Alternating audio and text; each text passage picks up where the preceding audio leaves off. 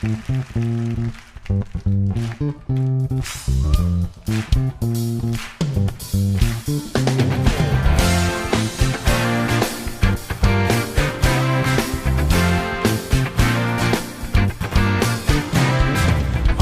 나의 삶에 빛으로 오신 주 예수, 찬양 받으심에 늘 합당하신 주 찬양.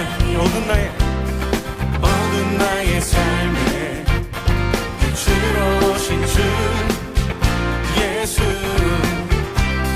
찬양 받으심에 늘 합당하신 주 찬양해. 주의 그늘 아래 날 쉬게 하시니 내 영혼 만족하건대 찬양해 주께. 찬양하세 선하신 주님, 나의 맘에 참 평화 주시네. 나의 영혼을 새롭게 하는 주를 노래하며 나가리라. 나의 발걸음 주의 선하신 길로 오늘도 인도하소서. 나의 가는 길 주의 밝은 빛으로 언제나 비춰주소서. 주님, 우리 길을 인도하심을 믿습니다. 어두운 나의 삶에 빛으로 오신 주 예수, 찬양 받으심에 늘 합당하신 주 찬양해. 주의 그늘 아래 날 쉬게 하시니 내 영혼 만족하건대 찬양해 주께. 찬양하세 선하신 주님, 나의 맘에 참 평화 주시네. 나의 영혼을 새롭게 하는 주를 노래하며 나가리라. 나의 발걸음 주의 선하신 길로 오늘도 인도하소서. 나의 가는 길 주의 밝은 빛으로 언제나 비춰주소서. 찬양하세 선하신 주님, 나의 맘에 참 평화 주시네. 나의 영혼을 새롭게 하는 주를 노래하며 나가리라. 나의 발걸음 주의 선하신 길로 오늘도 인도하소서. 나의 가는 길 주의 밝은 빛으로 언제나 비춰주소서. 나의 발걸음 주의 선하신 길로 오늘도 인도하소서. 나의 가는 길 주의 밝은 빛으로 언제나 비춰주소서.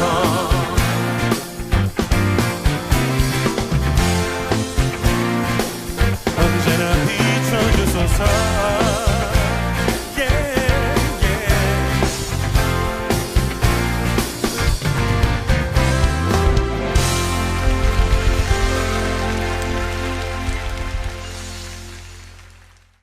마가복음 12장 42절 말씀. 마가복음 12장 42절.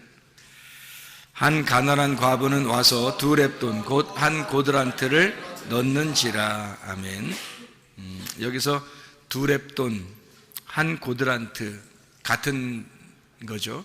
그러니까 같은 돈인데 이걸 일부러 이렇게 쓴 이유는 두 개의 돈이 하나다 이렇게 말하는 거죠. 두 개가 하나다.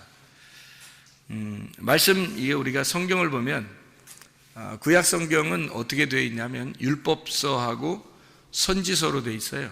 율법서하고 선지서, 물론 뭐 시가서도 있지만은 또 예언서도 있고, 근데 율법서하고 선지서라고 하는 이 두 개로 크게 나누어서 볼 수가 있는데 이 두 개가 사실은 이제 하나다. 이런 얘기가 되고, 구약과 신약이 이렇게 있다면 구약과 신약이 사실은 두 개인데 이게 하나다, 이런 의미가 되겠죠. 그러니까 두 개는 나누어져 있지만 이게 하나다. 하나님과 우리도 둘이 나누어져 있지만 하나님과 우리가 서로 하나가 되어야 된다, 이런 의미를 나타내 주는 얘기예요. 그래서 십계명을 보면 구약 성경 전체가 율법서와 선지서로 되어 있죠. 이걸 두 개를 합치면 모세 오경이 되고, 모세 오경을 이렇게 10개의 말씀으로 이렇게 딱 나누면 십계명이 돼요. 이 십계명을 두 개로 이렇게 나눌 수가 있어요. 하나님 사랑, 이웃 사랑. 그래서 하나님 사랑과 이웃 사랑이 합해지면 서로 사랑, 이렇게 되어 있죠. 그래서 이 두 말씀이 하나의 말씀. 다시 말하면 이 십계명 같은 경우도 10말씀이죠. 10말씀인데 이게 5말씀, 5말씀. 이것이 두 개가 합해서 한 말씀이다, 이렇게 이야기를 하는 거죠. 이게 하나님 사랑, 이웃 사랑 대표적으로 나와 있는 말씀이에요. 그것이 이제 주님께서 오셔서 내가 너희에게 다시 계명을 주노니 서로 사랑하라, 그래요. 그러니까 하나님 사랑과 이웃 사랑이 서로 사랑하게 되면 하나가 되게 되는 거죠. 그래서 서로 사랑이라는 계명을 준 거예요. 이것은 새 계명이 다른 계명이 아니고 이 옛 계명을 두 개를 합쳐놓은 것이다. 이것이 하나가 되게 만드는 것이다. 이것을 새 계명, 서로 사랑이라, 이렇게 표현한 거예요. 그러니까 서로 사랑은 뭐 새로 생겨난 게 아니고, 새 계명이라고 해서 새로 생겨난 게 아니라 원래 있는 계명을 하나로 만든 것이다, 이렇게 보면 오히려 이해가 되는 것이죠. 서로 사랑한다, 이렇게 말했을 때 두 렙돈, 이것이 한 고드란트다, 이런 말하고 같은 얘기가 되겠죠. 그렇죠? 창조를 보면 창조도 이 창조의 역사가 이게 가만히 보면 첫째 날 창조부터 7째 날까지 있잖아요, 그죠? 그런데 이게 두 개로 이루어졌다, 이렇게 볼 수 있어요. 두 개로 이루어졌다, 이것이 하나다, 이런 이제 생각을 할 수 있죠. 왜냐하면 창조가 첫째 날, 둘째 날, 셋째 날 창조하죠. 그리고 넷째 날, 다섯째 날, 여섯째 날 창조한단 말이에요.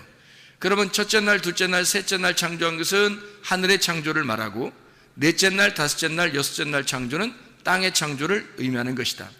그래서 이 하늘의 창조와 땅의 창조를 합하면 하나가 되잖아요. 그럼 7째 날 안식이 이루어진다, 이렇게 보는 거죠. 절기도 마찬가지예요. 절기도 하나, 둘, 세 개의 절기, 그리고 네 번째, 다섯 번째, 여섯 번째 절기가 있고, 이것이 다 이루어지면 장막절에 들어간다. 그러니까 절기가 7개가 있죠. 유월절, 무교절, 초실절, 이게 하나고, 오순절, 나팔절, 속죄절, 이게 이제 하나고, 그리고 장막절, 이렇게 3개로 이루어졌는데, 이 첫 번째 3개 절기하고 네 번째부터 여섯 번째 절기가 둘이 합해지면 7번째 장막에 들어간다, 이렇게 보면 7개가 하나의 절기가 되겠죠. 다시 말하면 7절기는 7개로 나누어졌지만 사실은 7영 되시는 7교회, 그러니까 요한계시록에 보면 7영이 되신 하나님, 또 7교회 머리가 되신 그 주님, 그래서 7영과 7교회가 결국엔 누구를 의미하는 거냐면 예수님이라고 하는 하나를 설명하려고 했던 거죠. 그래서 7장막절은 7영을 의미하고 7교회를 의미하는 것이다, 이렇게 보면 이게 연결돼서 하나로 이루어진 내용이구나 라는 것을 우리가 깨닫게 되는, 성경은 우리가 그러니까 나누어서 보면은 계속 나누어지는 거고요, 이걸 하나로 보면은 계속 하나로 엮여져서 하나가 되는 것입니다, 말씀이라는 게. 그러니까 이 눈이 이렇게 나누는 사람이 있고, 이 눈이 하나로 연결되는 사람이 있다. 나누어지는 사람은 계속 선악과를 먹게 돼 있는 거고, 이것이 하나로 계속 이게 연결되는 사람은 생명나무를 먹게 되는 거고, 말씀이라는 게 똑같은 말씀 가지고 그렇게 된다는 얘기예요. 그래서 유월절, 무교절, 초실절, 이 세 개의 이 세 개의 그 재앙, 세 개의 절기죠. 세 개의 절기가 이 세 개의 절기가 있기 전에, 유월절, 무교절, 초실절을 있기 전에 몇 가지의 재앙이 있어요. 10가지의 재앙이 있어요. 10가지의 재앙이 있고, 그리고 유월절, 무교절, 초실절이 나온단 말이에요. 그러니까 초실절이라고 하는 게 이제 뭐예요? 첫 번째 열매를 말하는 거거든. 첫 번째 열매. 그 첫 번째 열매가 나오려면 첫 번째로 인간에 태어났던 첫 번째가 죽고 유월절, 무교절, 그리고 초실절 첫 번째 열매가 나타나야 된단 말이에요. 그러니까 첫 번째 장자가 죽고 두 번째 차자가 장자가 되어서 첫 번째로 나타나야 된다는 거죠. 그러니까 유월절, 무교절, 초실절 이게 어디에 있었던 일이냐면 애굽에서 있었던 일이란 말이에요. 장자가 죽어야지만이 나오는, 장자가 죽어야지만 나올 수 있는 그런 역할이죠. 이게 유월절, 무교절, 초실절 이게 같은 어디에 있었던 일이냐면 애굽에서 있었던 일이에요. 그것은 애굽에서 이제 초실절 첫 번째 열매가 되신 주님, 그 부활하신 주님, 첫 번째 장자인 인간들이 죽고 그리고 예수님이 장자가 되어서 부활하신 초실절 첫 번째 열매가 되어 나오신단 말이에요. 나오면 홍해바다를 건너가지고 어디로 들어가요? 광야로 들어가죠. 광야로 들어가면 그 광야에서는 뭐가 항상 내려요? 만나가 계속 내려요. 만나가 내린다는 것은 하늘에 떡이 내린다는 얘기죠. 하늘에 빵이 내린다는 얘기거든요. 그 하늘에 빵을 먹는 날이 있어요. 절기 중에서. 오순절입니다. 오순절을 기점으로 해서 오순절이 지나면서 오순절 때부터 나팔이 부러지고 이방인들에게 드디어 이 복음이 전파되는 나팔절. 그래서 오순절, 나팔절, 그러면 나팔이 부러져서 복음이 전파되면 뭐가 이루어지겠어요? 죄가 용서가 된단 말이에요. 그래서 오순절, 나팔절, 속죄절은 어디에서 일어나는 사건? 광야에서 일어나는 사건이란 말이에요. 자, 애굽에서는 뭐라고요? 유월절, 무교절, 초실절, 그리고 홍해바다를 건너서 나오면 하늘에서 만나가 내리고 만나가 내리는 그 떡을, 두 개의 떡을 먹는 그 날 오순절, 그리고 그걸 기점으로 해서 나팔이 부러져 복음이 전파되면 사람들의 죄가 용서된다. 이것을 광야에서 알게 되는 거죠. 광야의 교회를 의미하는 거고요. 광야 교회에서 그걸 알게 되면 다시 요단강을 건너서 가나안 땅에 들어가죠. 그 가나안 땅에 들어가면 자기의 장막에 들어가는 겁니다. 그래서 자기의 거처, 자기의 장막에 들어가서 거기에서 이제 영원히 하나님과 함께 살아가는 것이다. 이게 이제 초막절, 장막절이라고 하는 그런 말씀이죠. 무슨 말인지 알겠죠? 이게 하나님 말씀이에요. 그러니까 하나님 말씀도 이런 거예요. 하나님 말씀도 우리가 듣고 하나님 말씀을 들으면 하나님 말씀을 알게 되죠. 하나님 말씀을 들으면 듣는 것으로 끝나는 게 아니라 이제 몸과 마음으로 알아야 된단 말이에요. 몸과 마음으로 알게 돼, 느낀단 말이에요. 그걸 이제 느끼게 되면 그렇게 되는 거죠. 그런 사람이 돼버린다. 자, 뭘 듣느냐에 따라서 뭘 알게 되고 뭘 아느냐에 따라서 그런 사람이 돼버리는 거예요.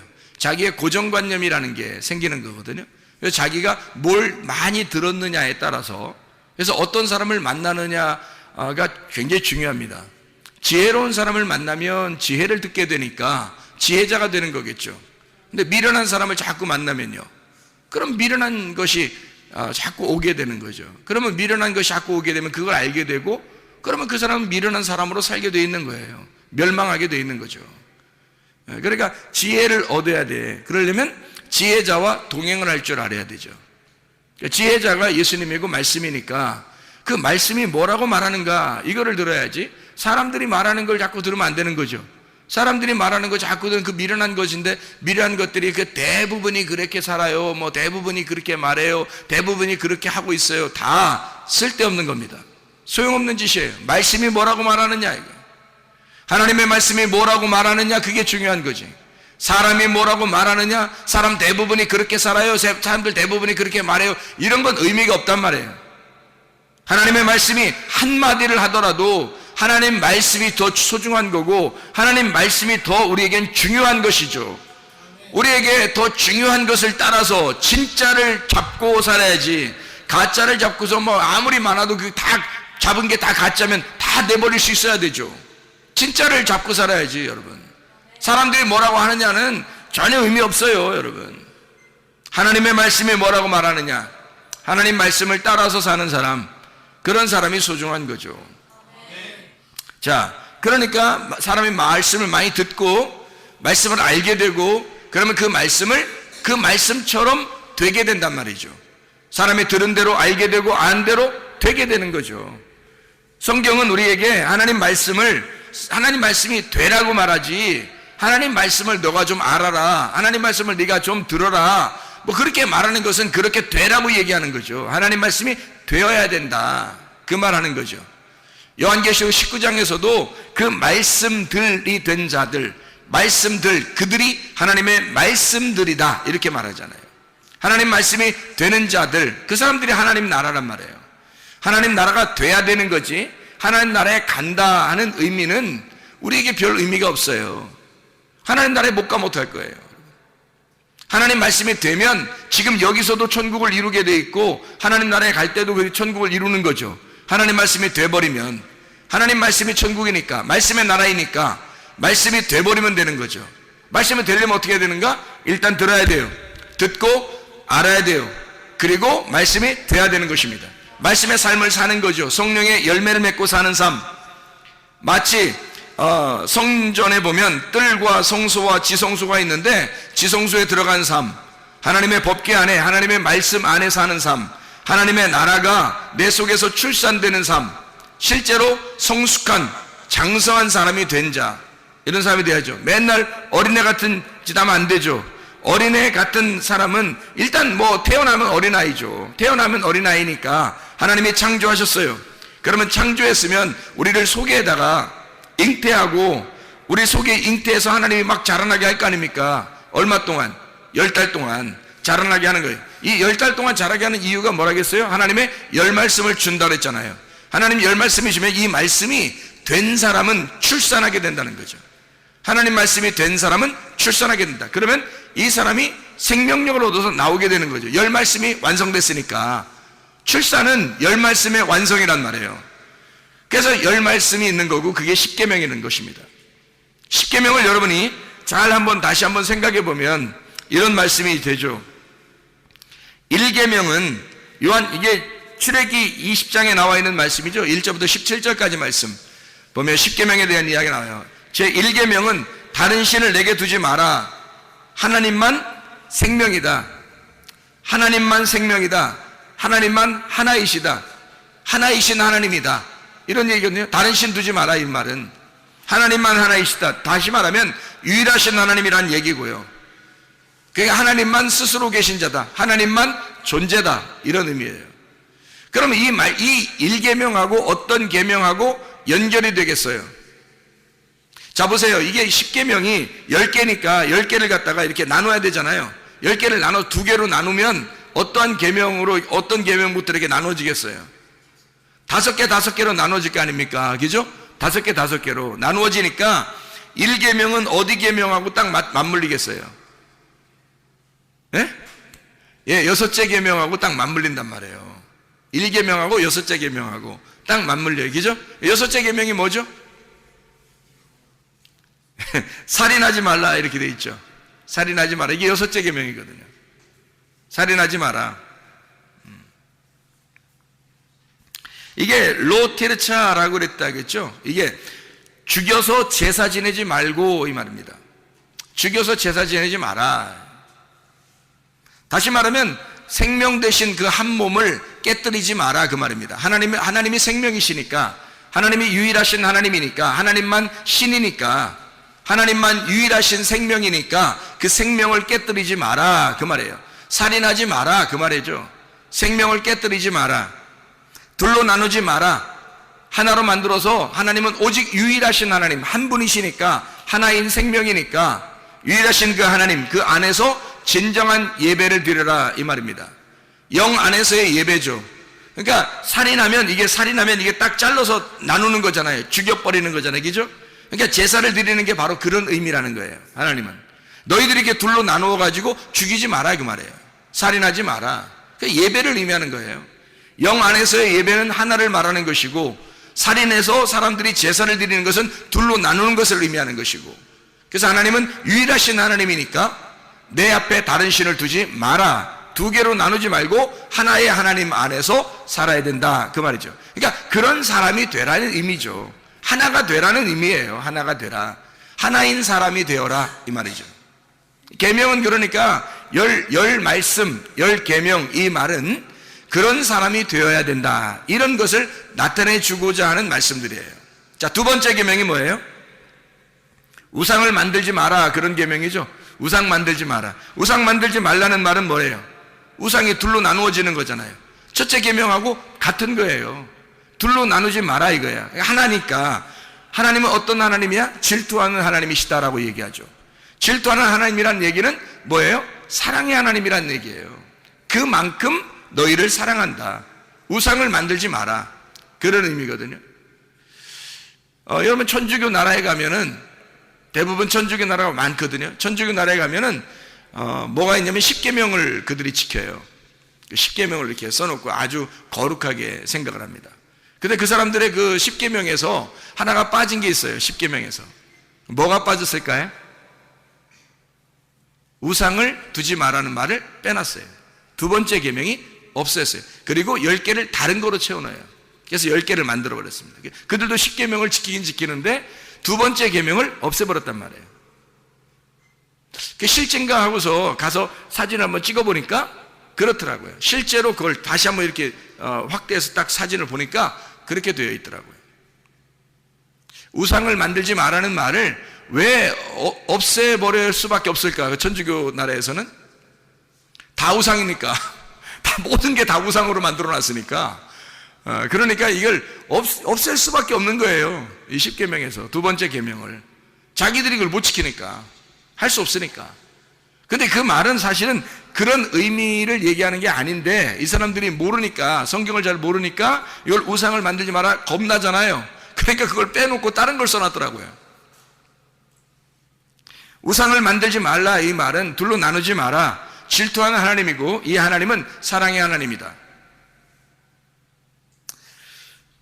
이거는 어떤 계명하고 딱 맞물려서 하나가 될까요? 둘째 계명이니까, 일곱째 계명하고 맞물리겠죠. 일곱째 계명이 뭐예요? 간음하지 말라는 얘기죠. 간음하지 말라, 이게 로나프라는 단어예요. 이 말은 율법과 결혼하지 말라는 말입니다. 한마디로 말하면 율법하고 결혼하지 마라, 율법하고 이혼해야 된다, 그 말이고요. 다시 말하면 하나님보다 더 사랑하는 게 있으면 그게 우상이다. 배교하지 마라. 종교적으로 너가 하나님을 섬긴다고 하면서, 열심히 하나님 섬긴다고 하면서 하나님을 배신하지 마라, 그 말이에요. 우상 숭배하지 마라. 다시 말하면 이 말들은 어떤 말이에요? 거룩해져라, 깨끗해라, 이 말이죠. 순수하라, 순결해라. 쉽게 얘기해서 한 남편만 바라봐라. 우상을 섬기지 마라, 우상 만들지 마라는 말은 오직 한 남편만 사랑해라, 그 말이죠. 그게 일곱째 계명입니다. 그게 간음하지 말라는 의미잖아요. 우상 만들지 마라, 간음하지 말라, 같은 거죠. 같은 의미란 말이에요. 그래서 첫째 계명은 여섯째 계명하고 둘째 계명은 일곱째 계명하고 맞물린단 말이죠. 자, 세 번째 계명이 뭐예요? 하나님의 이름을 망령되이 여기지 마라, 이렇게 말했죠. 하나님의 이름을 망령되이 여기지 마라는 말은 어떻게 하라는 거예요? 그러면 망령되이 이름을 여기는 것은 하나님이 저쪽에 계시고 내가 여기 있으면 아무리 하나님 이렇게 불러도 말이에요, 다 망령된 겁니다. 아니, 네가 뭔데 하나님 이름을 불러요? 그리고 하나님이 이름이 있어요, 없어요? 없어요. 하나님이 이름이 없는데 네가 뭔데 그 하나님 이름을 부르냐고. 하나님 이름을 부른다는 자체가 망령된 거라고요. 넌 인간이고 하나님이 신인데 어떻게 네 입으로 하나님이라는 신을 이름을 부르냐 이거야. 말도 안 되는 소리죠. 이미 망령된 거란 말이에요. 다시 말하면 이게 어떻게 해야지만이 그런 망령되이 여기지 않을까? 그 이름이 돼버리면 말이에요. 그 이름이 돼버리면 망령되이 여기지 않는 거죠. 자, 어떤 아이가 막 어른의 이름을 함부로 막 불러요. 그럼 망령되이 여기는 거죠. 근데 그 어린아이가 그 사람의 이름이 같이 돼버리면요, 그럼 망령된 이름이 아닙니다. 누가 그 아이의 이름을 불렀는데 이쪽 사람도 자기가 똑같은 이름이야. 그럼 어떻게 해? 이름을 저쪽에서 불렀는데 똑같은 이름이야. 그러면은 망령되이 여기는 게 아니죠. 이쪽 어린아이 이름 부르나 어른 이름 부르나 같은 거란 말이에요. 똑같은 이름이 되었다면. 자, 우리가 예수 이름이 돼버리면 예수 이름이 돼버리면, 하나님 이름이 돼버리면, 그럼 그 이름의 존재가 돼버리면, 그러면 하나님은 우리한테 뭐라 그래요? 늘 너는 하나님 안에 있고 하나님이 네 안에 있기를 원한다고. 우리가 서로 하나가 되자 그러잖아요. 하나님이 늘 우리와 하나가 되자 그러죠. 예수님도 자기 우리 보고 너희들은 나의 친구야 그러고, 너희들은 나의 형제야 그러고, 너와 내가 같아, 우리가 같은 배에서 나온, 하나님의 말씀 안에서 나온 한 형제다라고 얘기하고, 한 친구라고 얘기하고, 우리가 서로 하나다라고 얘기를 자주 해요. 그러면 하나님께서도 마찬가지죠. 하나님이 우리 예수라는 이름 안에서 우리하고 하나가 된다면, 그러면 그 이름이 망령되 여기지 않는 거죠. 같은 이름이니까. 이해가 되죠? 그러니까 이름을 망령되 여기지 마라, 이 말은 뭐예요? 같은 이름이 되라, 그 말이죠. 같은 이름이 되라, 그 말은 그 이름을 도적질하지 말라 하는 말하고 같은 말이죠. 그 이름을 도적질한다는 것은 이 사람 거하고 나하고 지금 다르니까 저 사람 걸 갖고 싶어서 도둑질하는 거잖아요. 저 사람께 내가 원하는 거니까 저 사람 거를 갖다 도둑질하려고 내가 가져오는 거잖아요. 그런데 그 사람 거가 내 거고 내 거가 그 사람 거면 도둑질할 필요가 있어요, 없어요? 없죠. 하나님의 이름이 망령되 여긴다는 말은 바로 이런 것이란 말이에요. 하나님의 이름과 내가 전혀 다르면, 서로 다르면 하나님을 갖다가 내가 불러도 망령되 여기는 거지만, 하나님과 내가 소유가 같고 이름이 같으면 내 거가 하나님 거고 하나님 거가 내 거니까, 같은 이름이니까, 같은 소유권을 가지고 있으니까, 그러니까 도둑놈이 안 되는 거죠. 이해가 되겠죠? 그래서 셋째 계명은 사람의 이름을 내지 마라, 이 말입니다. 이름을 도적질하지 말라, 망령되 여기지 마라, 사람의 이름을 내지 마라, 그 말이고요. 이게 다른 이름을 부르지 마라. 그러니까 하나님의 이름을 하나님이라고, 하나님이 원래 이름이 없잖아요. 그러니까 하나님 이름이 없으니까 사람들이 내 남편이라고 부르고 싶고 내 주인이라고 부르고 싶고 하나님, 내 하나님이라고 부르고 싶단 말이에요. 그래서 사람들이 부른 이름이 바알이라고요. 그게 바알이라고 부르니까 하나님께서 그 바알이라고 부르는 하나님을 믿는 사람들, 하나님을 믿고 있지만 바알이라고 부르는 자들, 자기를 하나님이라고 부르는 자들을 갖다 다 멸망시켜버린다고, 하나님이. 왜? 너는 나를 몰라. 나를 모르고 너와 내가 하나가 안 됐는데 네가 나를 하나님이라고 자꾸 부르고 네가 나를 바알이라고 부른다, 이 말이야. 그러니까 하나님은 그들을 멸망시킬 수밖에 없죠. 너하고 나는 다르니까. 네가 내 이름을 도적질해간 거잖아. 그런데 하나님하고 같은 하나님, 같은 자가 되면, 그러면 도둑질할 필요가 없죠. 그러면 하나님을 바알이라고 부르지 않겠죠. 그냥 주여 해도 괜찮죠.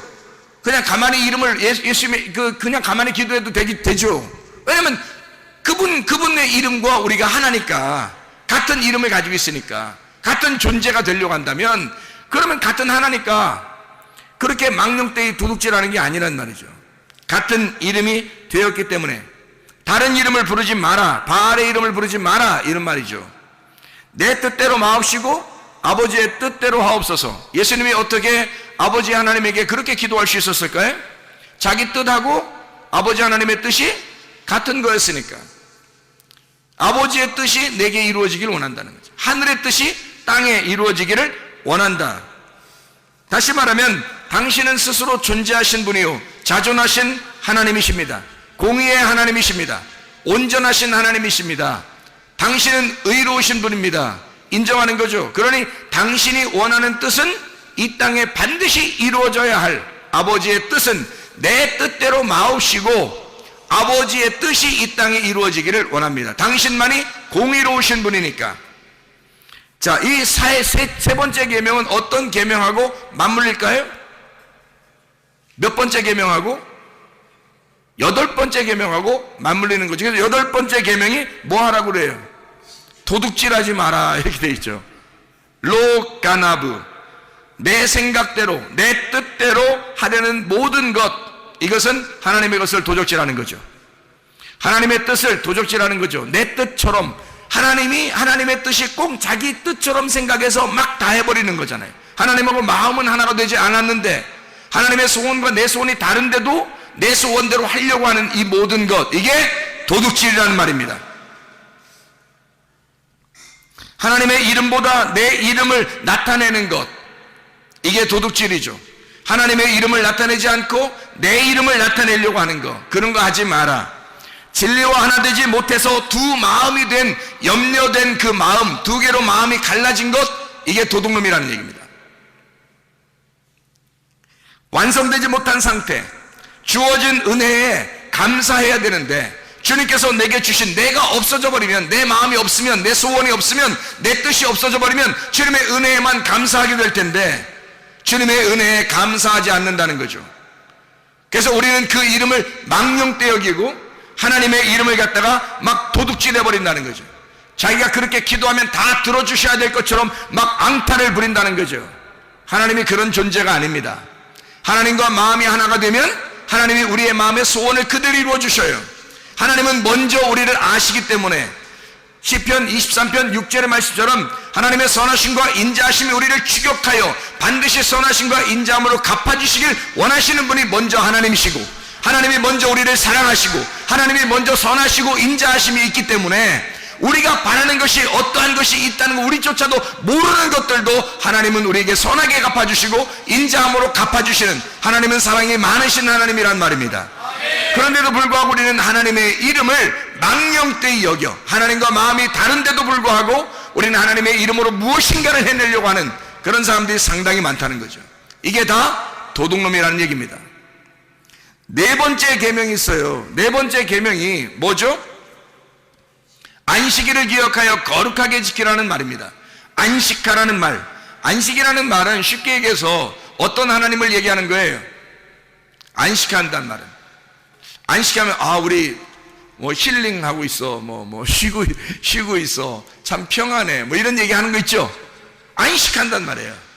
자유하다는, 자유한 하나님, 평강의 하나님, 쉼의 하나님, 화목한 하나님, 기쁨의 하나님, 즐거움의 하나님, 이런 하나님이에요. 안식의 하나님, 쉼의 하나님, 해방의 하나님, 자유한 하나님, 그런 하나님, 안식의 하나님, 진리가 우리를 자유케 할 때 그때 우리는 진정으로 자유하죠. 뭔가 가리워져 있으면, 하나님과 우리 사이의 관계가 가리워져 있으면 안식할 수 없죠. 진리가 이게 돼야 되는데, 진리가 돼야 우리를 자유하게 하고, 자유해야 안식하고, 그 안식이 쉼이라는 거예요. 자, 진리라고 하는 건 뭐예요? 이게 베일에 가려 있으면 진리가 아니에요. 이건 거짓이란 말이죠. 하나님과 나 사이에 뭔가 휘장이 쳐 있으면, 막이 쳐 있으면 이건 거짓이란 말이에요. 뭔가 서로가 진리 안에서 이렇게 교통할 수가 없는 거예요. 근데 이 막이 열어져 버렸어요. 예수 십자가 못 박혀 돌아가심으로 휘장이 찢겨져서 하나님과 내가 이걸 통과하게 돼서 하나님을 알게 되고, 하나님도 나를 알고, 하나님은 나를 아시고 나는 하나님을 알게 되고, 그러면 이 휘장이 걷어져서, 이것이 휘장이 걷어진, 덮개가 거친 것을, 걷어진 것을 뭐라 하냐면 진리라고 그러는 거거든요. 그 진리 안에서만 너희가 자유하게 된다는 겁니다.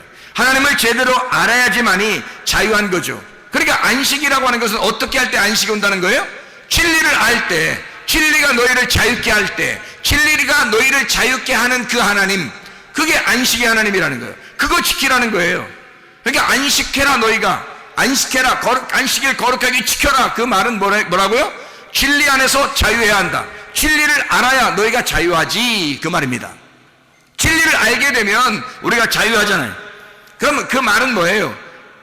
안식한다는 말은 영원하다는 겁니다. 쉼이 있다는 거예요. 평안하다는 거예요. 일이 끝났다는 얘기예요. 일이 끝났다, 일이 다 맞춰졌다, 그 말이거든요. 다 이루었다. 예수님께서 십자가 못 박혀 돌아가시면서 다 이루었다. 요한복음 19장 30절의 말씀에 다 이루었다 그러잖아요. 그것이 안식이란 말이에요. 그게 쉼이라고, 그게 평안, 영원하신 하나님. 4계명은 어떤 계명하고 맞물리겠어요? 그러니까 4계명은 몇 번째 계명하고 맞물리겠어요? 9번째 계명하고 맞물리게 되겠죠. 그럼 9번째 계명은 뭐냐? 거짓 증거하지 마라, 이렇게 되어 있는 거예요. 거짓 증거하지 마라. 참 희한하죠?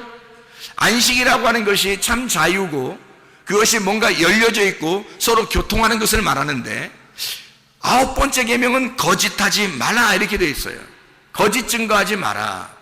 거짓 증거하지 마라는 말은 로쉐케르라는 말입니다. 헛된 말하지 마라, 이 말이거든요. 자, 헛된 말의 반대가 뭘까요? 진리잖아요. 진리가 자유케 한다. 그래야 자유가 오고 그게 안식이라고 하는 건데, 여기 9번째 계명 뭐라고 하는데 거짓말하지 마라, 헛된 말 하지 마라, 이 말이에요. 헛된 말이라고 하는 건 베일에 쌓여있게 하지 마라, 그 말이고요. 베일에 쌓여있으면 이게 두 개로 나누어져요. 이게 휘장이 열려서 이게 찢어지잖아요. 그러면 지성소와 성소가 하나가 되죠. 그런데 이 휘장이 아직 있으면 두 개로 나누어지잖아요. 그러니까 이게 염려라는 게 두 개로 나눠졌다는 말이잖아. 그러니까 두 개로 나누지 마라. 두 개로 말하지 마라. 선악과로 말하지 마라. 그 말이거든요. 땅의 것을 말하지 마라. 하늘의 것만 말해야 되는데 네가 땅의 것을 말하는 걸 보니까 두 개로 나누어져 있잖아. 하늘의 말이 없어지질 않으니까. 그러니까 땅의 것을 말하면 하늘 말과 땅의 말이 같이 있으니까 두 개가 되니까 나누어지잖아. 이걸 거짓이라 그러는 거죠. 땅의 말은 거짓, 하늘의 말은 진리니까 네가 거짓말하지 마라. 그 말은 땅의 말 하지 마라. 그 말이고요.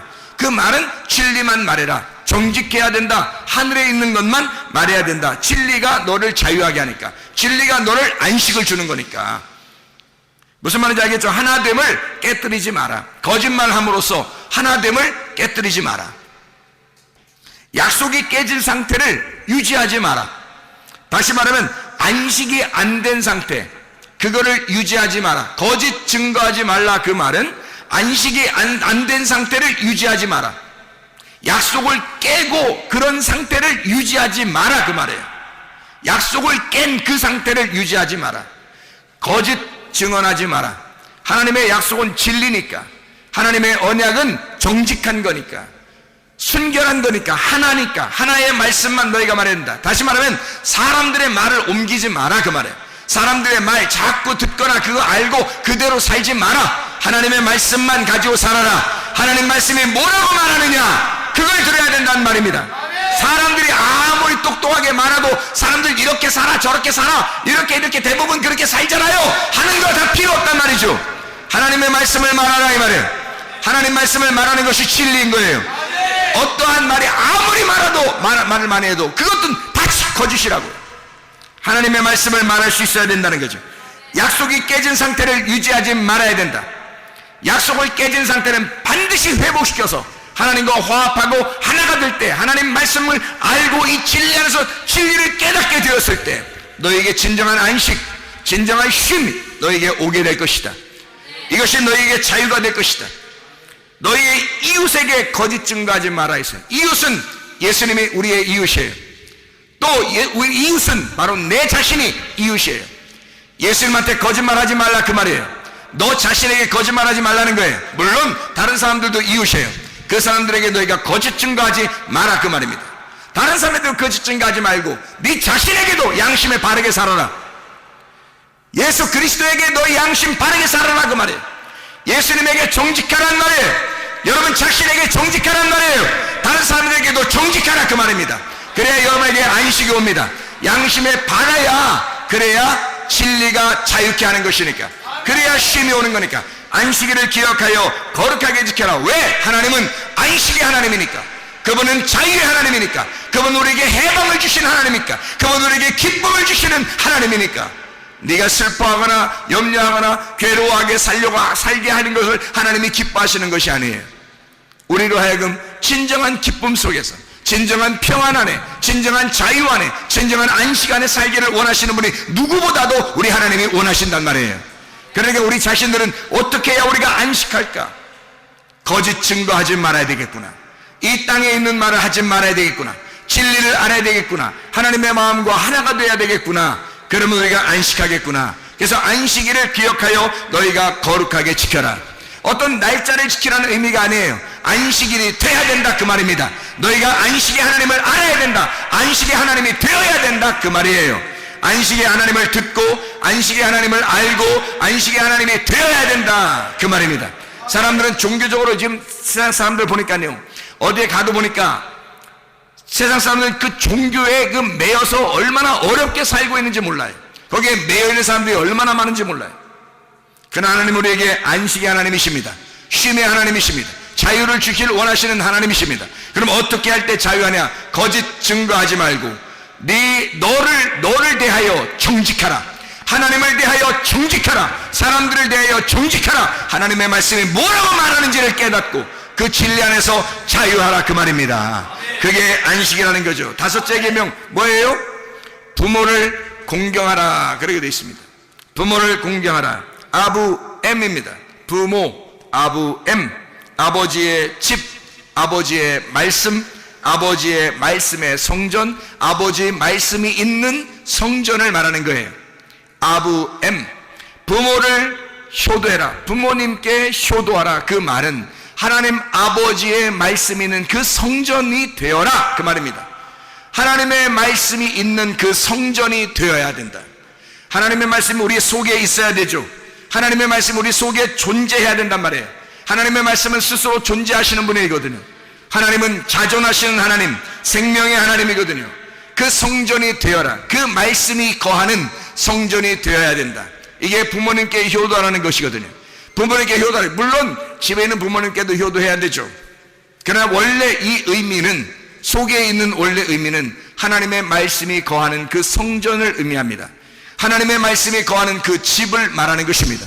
지금으로 말하면 교회를 의미하는 것이 되겠죠. 말씀이 있는 교회, 진리의 말씀이 흐르는 교회, 이런 진리의 말씀이 거하는 이 교회, 그 거처, 하나님의 있는 하나님이 자존하셔서 거하는 이 집, 하나님의 집, 하나님의 말씀이 있는 곳, 부모를 공경해야 한다. 그 예배를 철저하게 해야 한다. 부모를 공경해야 된다. 생명의 하나님, 자존하신 하나님, 지존하신 그 하나님, 스스로 계신 우리 하나님, 그 하나님을, 그 말씀이 있는 곳, 이곳을 너가 사랑해야 된다. 자, 하나님 말씀이 어떻게 우리 안에 있으면 우리가 성전이 되겠죠. 하나님의 말씀이 여기 있으면 여기 우리 교회가 하나님의 성전이 되겠죠. 하나님의 집, 부모를 공경하라는 말, 하나님 말씀이 있는 그곳, 하나님의 말씀이 있는 그 집을 사랑해야 한다. 그 집을 공경해야 한다. 자, 5번째 계명은 무슨 계명하고 딱 맞물리겠어요? 10번째 계명하고 맞물리는 계명이게 되겠죠. 그럼 10번째 계명이 뭐예요? 이웃의 것을 탐내지 말라고 돼 있잖아요. 탐내지 말라는 말은 로하마드라는 단어입니다. 탐내지 말라. 네가 율법의 열심을 가지고 율법의 열망을 갖지 마라, 그 말입니다. 율법에 대하여 열망하지 마라. 율법에 대하여 네가 그렇게 안달복달하지 마라, 그 말이에요. 그 말은 하나님의 열심만 있어야 하기 때문이다.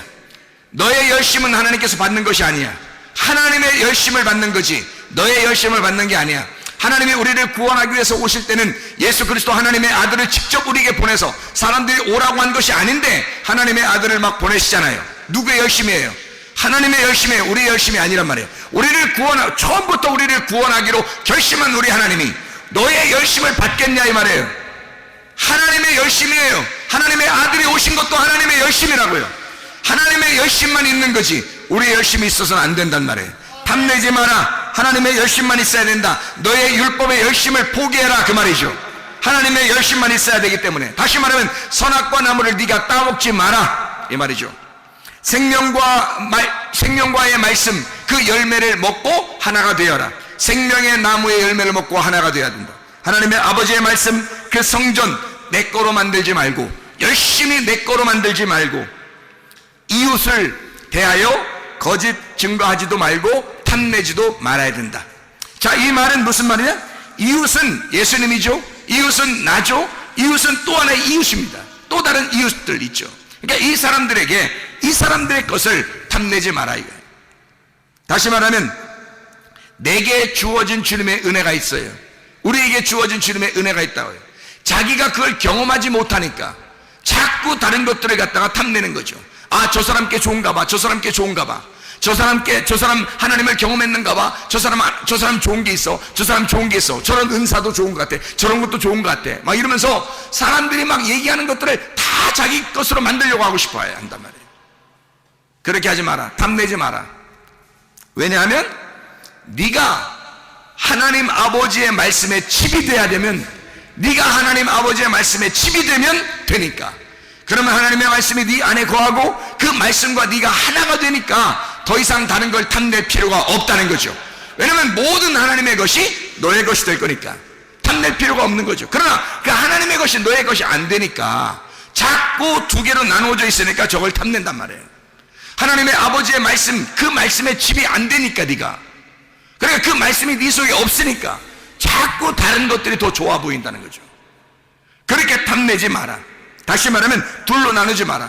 너의 열심으로 저쪽에 있는 하나님을 갖다 섬긴다고 그렇게 하려고 하지 마라. 하나님께서 우리에게 찾아오시고 하나님의 열심으로 우리를 사랑하시기 때문이다.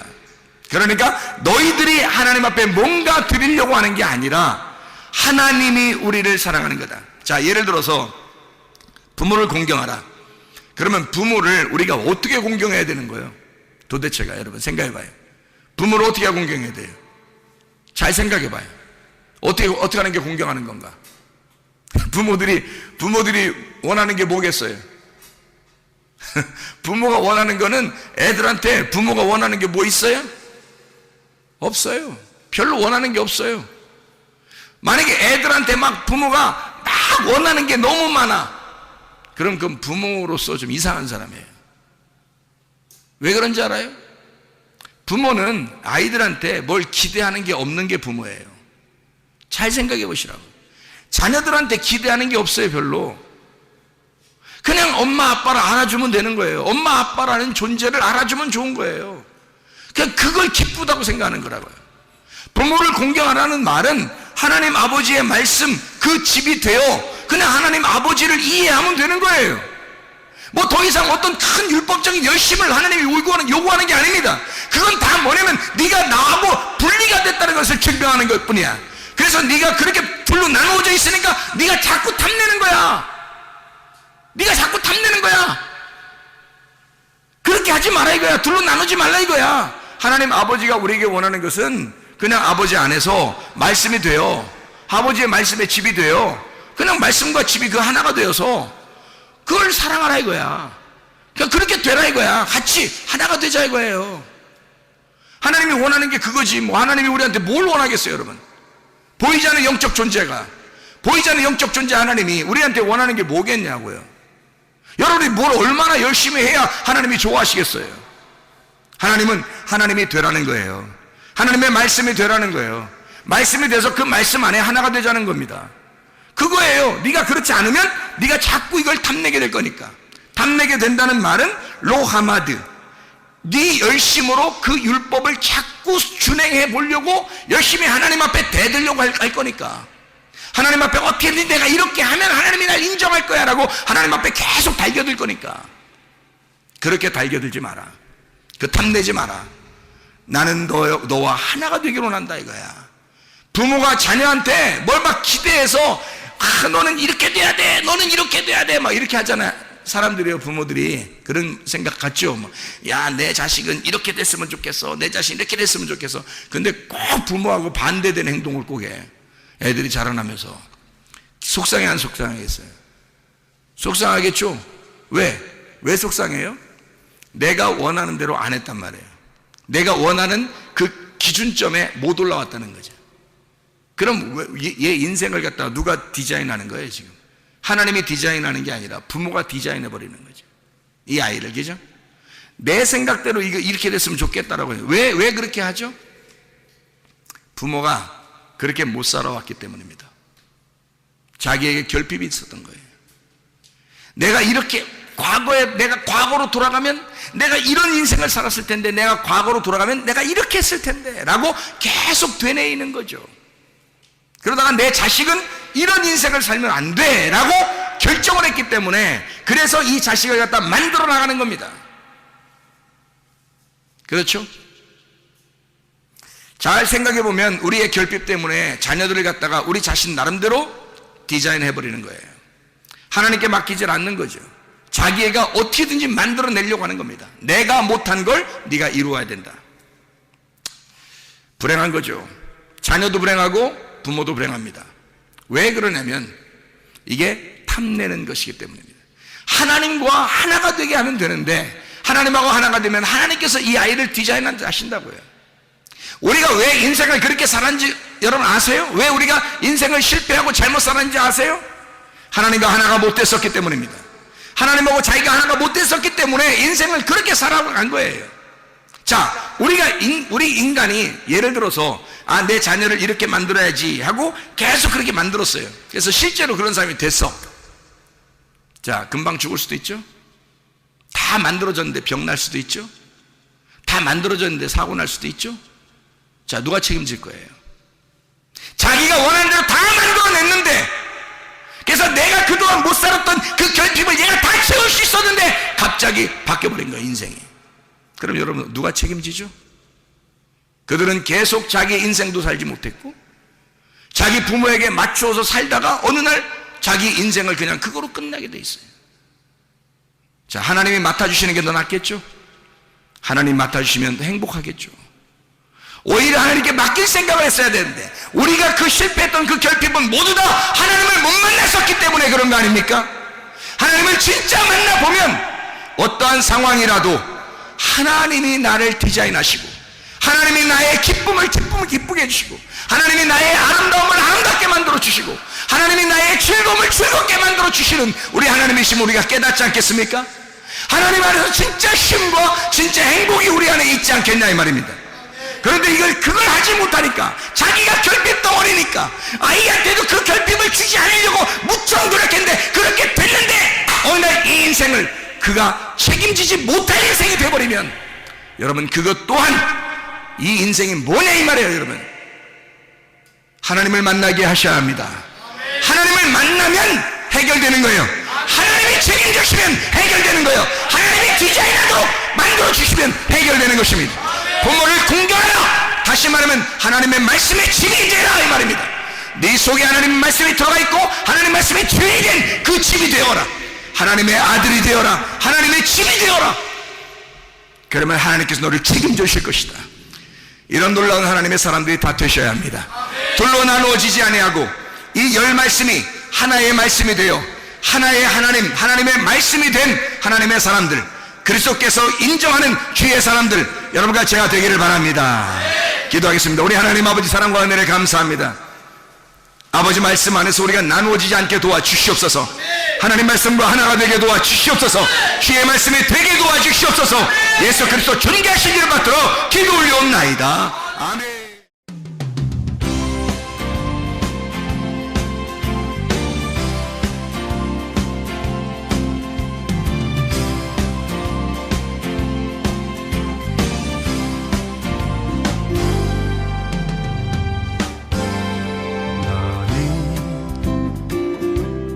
너머로 뻗은 나무 가지에 푸른 열매처럼 하나님의 귀한 축복이 삶에 가득히 넘쳐날 거야.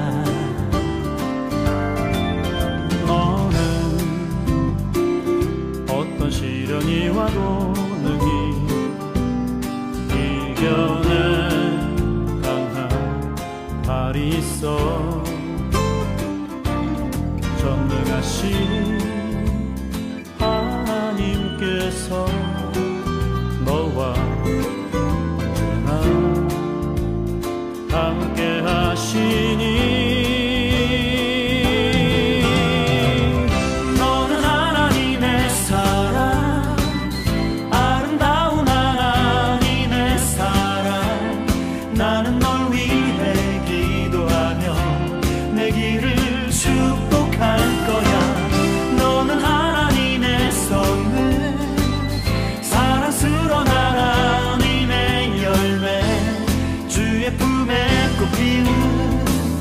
나무가 되어줘.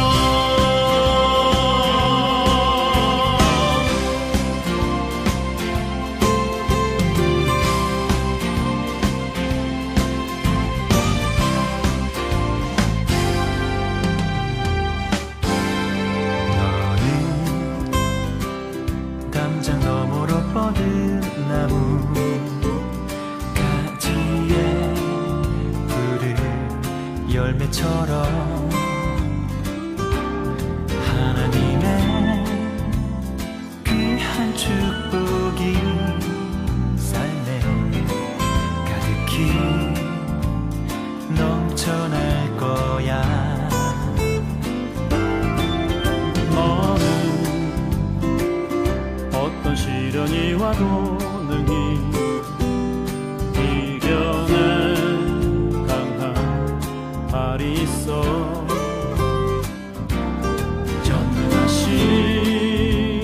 하나님께서 너와 언제나 함께 하시니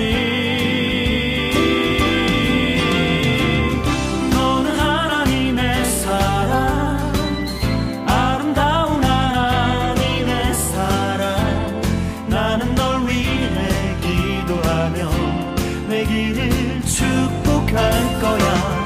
너는 하나님의 선물, 사랑스러운 하나님의 열매, 주의 품에 꽃 피우는 나무가 되어줘.